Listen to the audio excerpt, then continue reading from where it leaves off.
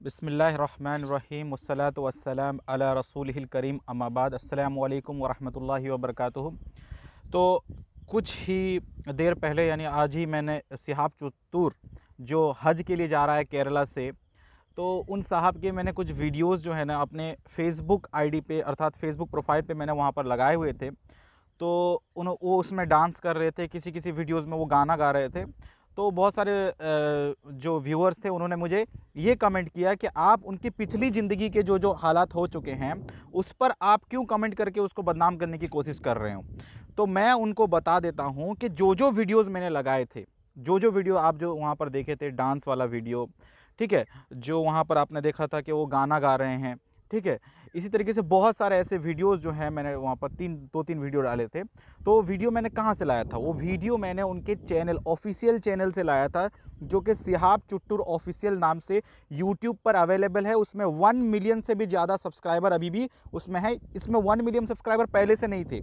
जब उन्होंने हज वाला सीन किया, हज वाला उन्होंने वीडियो डालना शुरू किया और उनकी पॉपुलैरिटीज़ बढ़ी, तो उसके बाद उनके 1 मिलियन सब्सक्राइबर हुए हैं।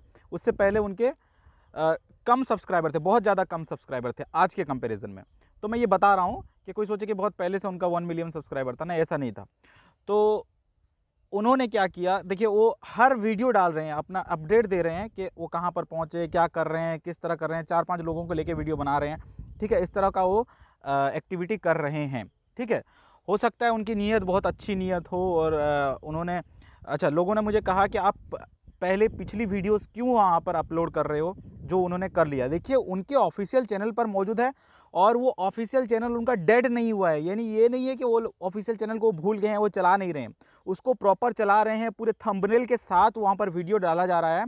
और उनके वीडियोज़, उनके चैनल पर अभी भी वो नाच गाने वाले वीडियोज़ मौजूद हैं और उनका चैनल मोनेटाइज है और उस चैनल से वो कमाई कर रहे हैं, उस नाच गाने वाले वीडियो से वो लोग कमाई कर रहे हैं। और वो नाच गाना ऐसा नहीं है, वो नाच गाने में म्यूज़िक ये वो फलाना सब कुछ मिला मिलू के उसमें रखा है। और इस पर कोई भी इंसान ये नहीं कह सकता है कि नाच गाना ये वो करके जो है कमाना ये जायज़ कमाई है, ठीक है, ये बिल्कुल भी जायज़ कमाई नहीं है। आप किसी से भी फतवा ले लें, किसी भी फ़िरके से फतवा ले लें, कोई दुनिया का कोई फ़िरका का मौलवी ये नहीं कहेगा कि नाच गाना ढोल बाजा करके कमाई करना ये जायज़ कमाई है, ठीक है। तो इस पे बहुत सारे लोगों को तकलीफ़ हो सकती है, तो वो तकलीफ़ मैं समझ सकता हूँ, लेकिन आपको करना क्या पड़ेगा कि जो दीन इस्लाम है वो बयान करना पड़ेगा। उसके मुखालफत में लोग आएँ या ना आएँ उससे कोई परवाह नहीं है हमें, ठीक है।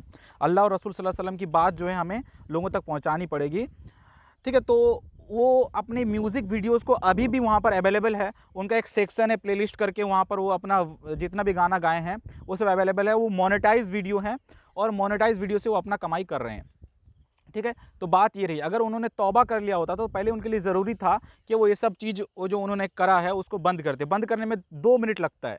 आप जो भी यूट्यूब चलाते हैं या यूट्यूब जिनका चैनल है उनको पता होता है कि बंद करने में 2 मिनट लगता है। 2 मिनट में आप लैपटॉप खोला, सब काम 2 मिनट के अंदर हो सकता है। ऐसा नहीं कि ढूँढना पड़ेगा ये वो सब आराम से हो सकता है, ठीक है। 2 मिनट के अंदर आराम से हो सकता है, कोई तकलीफ़ की बात नहीं है। दूसरी बात, पैदल हज को लेकर लोगों ने ये कहा कि पैदल हज में प्रॉब्लम क्या है? अगर एक इंसान सक्षम है, जा सकता है, पैदल हज करने के लिए जा सकता है, तो उसको प्रॉब्लम क्या है? तो सबसे पहली बात, अगर कोई इबादत का काम है, देखिए दुनियावी मामलात अलग हैं। दुनियावी मामलात फॉर एग्ज़ाम्पल कोई चाय जो है, चाय पीता है, किसी को चाय पीने का शौक है, तो वो चाय पीता है। कोई चाय बिना शक्कर के पीता है, कोई चाय बिना शक्कर के साथ पीता है। तो ये दुनियावी मसला है, उसको बिना शक्कर के पिए या शक्कर के बिना पिए या थोड़ा चीनी डाल के पिए या ज़्यादा चीनी डाल के पिए, ये उसका मसला है।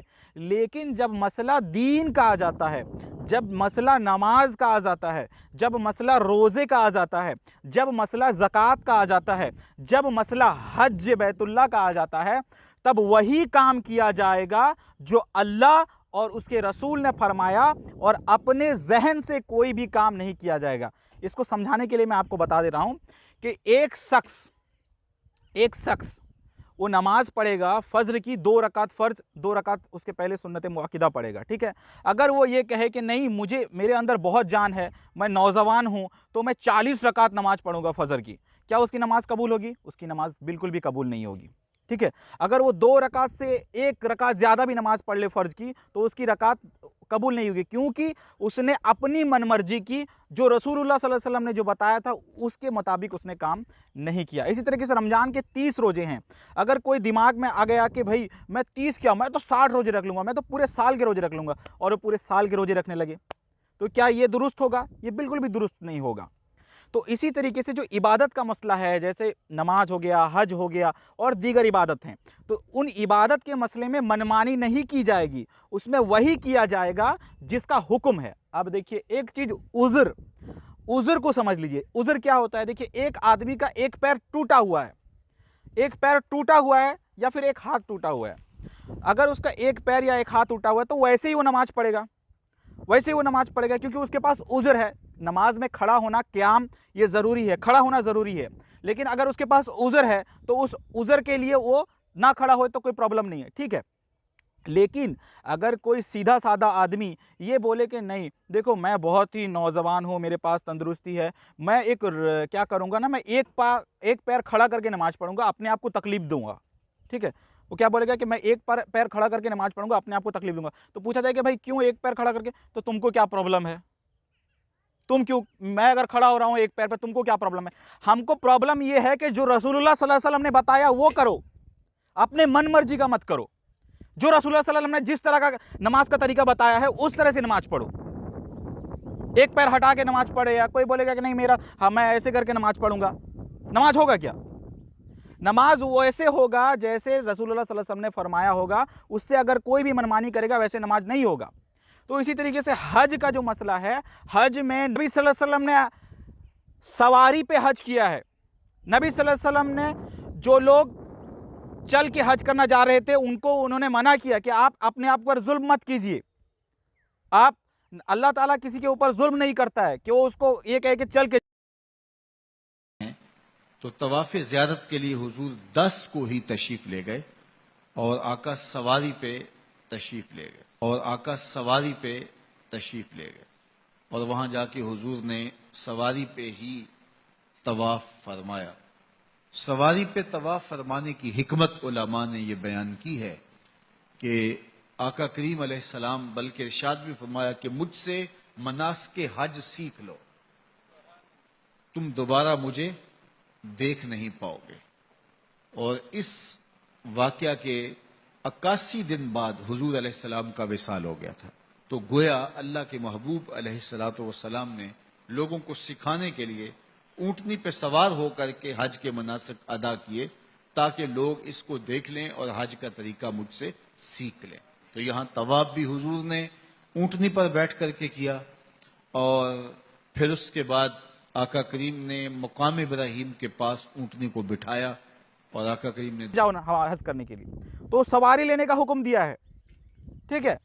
तो ये अपने मनमानी से, अच्छा कोई बोलेगा कि किसी के पास पैसा नहीं है, ये नहीं है, वो हज करना चाहता है, वो देखिए वो अलग उज़्र है, उज़्र है, मतलब एक आदमी के पास सवारी नहीं है, वो हज करना चाहता है, उज़्र है। लेकिन सिहाब चुत्तुर जो ऑलरेडी सऊदी अरब, यूएई और दूसरे फॉरेन कंट्रीज जा चुका है, उसके पास इतना पैसा है कि वो होटल्स पे रुक सकता है, इतना पैसा है उसके पास, होटल्स पे रुक सकता है और बाकी चीजें कर सकता है, उसके पास इतना पैसा है, क्या उसको जरूरत थी पैदल हज जाने की? उज़्र अलग चीज है और अपने ऊपर मुसल्लत कर लेना एक अलग चीज है, ठीक है। तो जितने भी सिहाब चुत्तुर के फैंस हैं, एक तो मुझे गाली दे रहा था कि बोल रहा था अपना कुछ संभालो, मतलब वो एक गाली लिखकर बोल रहा था, गाली लिखकर बोल रहा था। ये जो गाली देने वाले, ये कमेंट में आके गाली गुलोज करने वाले, इनसे हम दीन सीखेंगे। उलमा क्या है, नहीं है दुनिया में, सही उल अकीदा उलमा नहीं है दुनिया में, हम लोग इनसे दीन सीखेंगे, हम इनसे दीन सीखेंगे। ये गाली देने वाले, कमेंट बॉक्स में आके गाली देने वाले, इनसे हम दीन सीखेंगे। इनको यही नहीं पता होगा सहाबी किसको कहते हैं, इनको यही नहीं पता होगा अंबिया अलैहिस्सलाम कितने हैं, कितनों का जिक्र कुरान मजीद में है। अगर 2-4 नाम बोल दिया जाए तो वो बोलेंगे कि ये कौन है। अगर 2-4 रसूल अंबिया का नाम बोल दिया जाए तो उनको पता ही नहीं होगा कि वो कौन है। तो इन लोगों से हम दीन सीखेंगे थोड़ा। तो हम जो बात कर रहे हैं अपने जाती मफाद के लिए बात नहीं कर रहे, हम ये कह रहे हैं कि दीन में किसी भी तरह का बिगाड़, किसी भी तरह की तब्दीली ये नहीं हो सकती। अल यौमा अकमलतु लकुम दीनकुम, सूरतुल माइदा की आयत नंबर 3 है, सूरतुल माइदा की आयत नंबर 3 है, अल यौमा अकमलतु लकुम दीनकुम, आज के दिन हमने दीन को मुकम्मल कर दिया। दीन वही है जो अल्लाह के रसूल ने फरमाया, जो रसूलुल्लाह सल्लल्लाहु अलैहि वसल्लम ने फरमाया, जो अल्लाह ने फरमाया, जो रसूलुल्लाह सल्लल्लाहु अलैहि वसल्लम ने फरमाया, और उनके सहाबी ने जिस तरह अमल किया उसी तरह अमल करना, ये दीन है। अपनी मनमानी करना, मुझे अच्छा लगता है मैं चल के जाऊंगा, मुझे अच्छा लगता है मैं हिमालय क्रॉस करके जाऊंगा, मुझे अच्छा लगता है मैं पानी में तैर के जाऊंगा, ये दीन नहीं है। कोई कमेंट कर रहा था कि अगर गैर मुस्लिम अपना रिकॉर्ड बना सकते हैं यहाँ पर चढ़ने का, वहाँ पर चढ़ने का, तो मुसलमान क्यों नहीं रिकॉर्ड बना देते पैदल हज का? तो रिकॉर्ड बनाना ये दुनियावी ख्वाहिश है, दुनिया में आप मशहूर होना चाहते हो, ये दुनियावी ख्वाहिश है। और हज इबादत है, और इबादत जो है अल्लाह रब्बुल आलमीन की को राज़ी करने के लिए किया जाता है। इसके अलावा अगर कोई भी मकसद आपका शामिल है, कोई रिकॉर्ड करना, किसी को खुश करना, तो वो रियाकारी में आ जाएगा, जो कि शिर्क असगर कहलाता है। तो इतने में आपका जवाब मुकम्मल हो गया होगा। अगर कोई ऐसा चाहे कि नहीं मुझे 5 वक़्त का नमाज नहीं, मुझे 50 वक़्त दिन में पढ़ना है, रिकॉर्ड बनाना है, तो ये रिकॉर्ड विकॉर्ड कोई नहीं चलता। वही चलेगा जो नबी सल्लल्लाहु अलैहि वसल्लम ने बताया है, 5 वक़्त का नमाज पढ़ना है तो 5 वक़्त का नमाज पढ़ना है। रिकॉर्ड विकॉर्ड बनाना है तो अपने बनाते रहो, दीन के साथ खिलवाड़ मत करो। तो अपने ऊपर जुल्म करना ये भी एक गुनाह में शामिल होता है, और वही तरीका अपनाना चाहिए जो रसूलुल्लाह सल्लल्लाहु अलैहि वसल्लम का तरीका है। रसूल सल्लल्लाहु अलैहि वसल्लम ने सवारी पे हज किया, और उनके जो सहाबी है रसूल सल्लल्लाहु अलैहि वसल्लम वो भी सवारी पे हज किए, और बहुत सारे लोग सवारी पे हज करते हैं। क्या वो लोग सिहाब चुत्तुर से कम है? क्या उनको सहाब चुत्तुर से कम सवाब मिलेगा? ये सहाब चुत्तुर को पैदल जाने से ज़्यादा सवाब मिल जाएगा। उसको सही में अल्लाह रसूल सल्लल्लाहु अलैहि वसल्लम से मोहब्बत होती तो वो चुपके से हज करने निकल जाता और किसी को पता भी नहीं चलता। बार बार यूट्यूब चैनल पे ढिंढोरा पीटने की जरूरत नहीं थी। अल्लाह रब्बुल आलमीन हम सबको सही रास्ते पर चलने की और अल्लाह रसूल सल्लल्लाहु अलैहि वसल्लम की इताअत करने की तौफीक अता फरमाए। अस्सलामु अलैकुम।